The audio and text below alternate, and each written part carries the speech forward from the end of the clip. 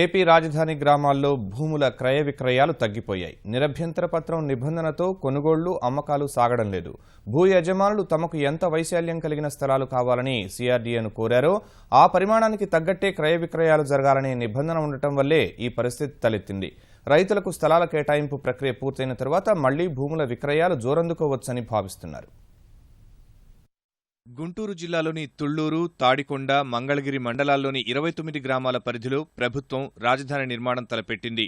రైతుల నుంచి భూ సమీకరణ ద్వారా భూములు తీసుకుంది. రాజధాని ప్రాంత సాధికార సంస్థ సిఆర్డీఏకి అంగీకార పత్రాలిచ్చిన తరువాత కూడా భూములు విక్రయించుకునేందుకు ప్రభుత్వం అవకాశం కల్పించింది. అధికారికంగా రాజధాని ప్రకటన వెలువడిన తరువాత ఈ 29 గ్రామాల పరిధిలో భూముల విక్రయాలు విపరీతంగా జరిగాయి. ఇతర ప్రాంతాల నుంచి వచ్చి అనేక మంది భూములు కొనుగోలు చేశారు. రాజధానిలో భూములు కొనేందుకు ప్రవాసాంధ్రులు ఆసక్తి చూపారు. ఫలితంగా భూముల ధరలు పెరిగాయి. భూ సమీకరణ ప్రక్రియ తరువాత రైతులు తమకు ఎంత వైశాల్యం కలిగిన స్థలాలు కావాలో సిఆర్డీఏకి 9.18 పత్రంలో తెలిపారు. దీన్ని ఆధారంగా చేసుకుని సిఆర్డీఏ గ్రామాల వారీగా రైతులకివ్వాల్సిన స్థలాల లేఅవుట్లు సిద్ధం చేస్తోంది. ఈ తరుణంలోనే నిరభ్యంతర పత్రం నిబంధన అమల్లోకి తెచ్చింది. ఒక రైతు 2 ఎకరాలు సమీకరణలో ఇస్తే అతనికి 2000 గజాల నివాస స్థలం వస్తుంది. 1000 గజాల స్థలం 1, 500 గజాల స్థలాలు 2, 250 గజాల స్థలాలు 2 కావాలని సిఆర్డీఏని కోరుకుంటే దాని ఆధారంగానే సిఆర్డీఏ స్థలాలు సిద్ధం చేస్తుంది. ఇప్పుడు అదే రైతు తన 2 ఎకరాల్లో 1 ఎకరాన్ని వేరే వ్యక్తికి విక్రయించాలనుకుంటే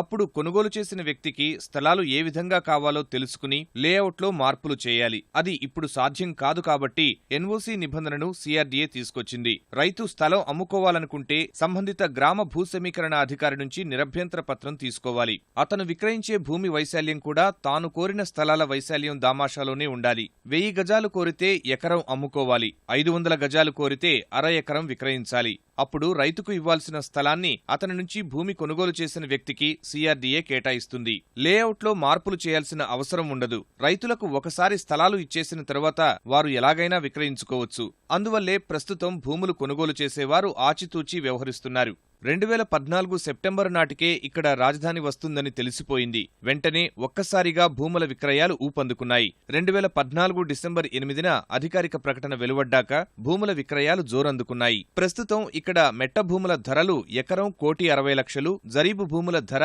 ఎకరం 2,20,00,000 వరకు పలుకుతోంది. 2014 జూన్ 1 నుంచి సెప్టెంబర్ 3 వరకు వ్యవసాయ భూమికి సంబంధించి 249 ఎకరాలకు 310 లావాదేవీలు జరిగాయి. ఇళ్ల స్థలాలకు సంబంధించి 42 ఎకరాలకు 887 లావాదేవీలు జరిగాయి. మొత్తం 291 ఎకరాలకు 1197 లావాదేవీలు నిర్వహించారు. 2014 సెప్టెంబర్ 4 నుంచి డిసెంబర్ 8 వరకు 1196 ఎకరాల వ్యవసాయ భూమికి 70 లావాదేవీలు జరిగాయి. 56 ఎకరాల ఇళ్ల స్థలాలకు 69 లావాదేవీలు నిర్వహించారు. మొత్తం 1232 ఎకరాలకు 139 లావాదేవీలు జరిపారు. 2014 డిసెంబర్ 9 నుంచి 2016 మార్చి 5 వరకు 5760 లావాదేవీలు జరిగాయి. 118 ఎకరాల ఇళ్ల స్థలాలకు 2314 లావాదేవీలు జరిపారు. ఇలా మొత్తం 3698 ఎకరాలకు 8074 లావాదేవీలు జరిగాయి. ప్రభుత్వం నేలపాడులో ఇప్పటికే ప్లాట్ల కేటాయింపు ప్రక్రియ ప్రారంభించింది. మరో 3 గ్రామాల్లోనూ ప్లాట్లు కేటాయించేందుకు సిఆర్డీఏ అధికారులు సన్నాహాలు చేస్తున్నారు. రైతుల చేతుల్లోకి స్థలాలు వచ్చిన తరువాతే భూములు కొనుగోలు చేద్దామని చాలా మంది వేచి చూస్తున్నారు. రాజధాని పనులు ప్రారంభమైనందున భూముల ధరలు మరింత పెరుగుతాయనే భావన స్థానిక రైతుల నుంచి వ్యక్తమవుతోంది.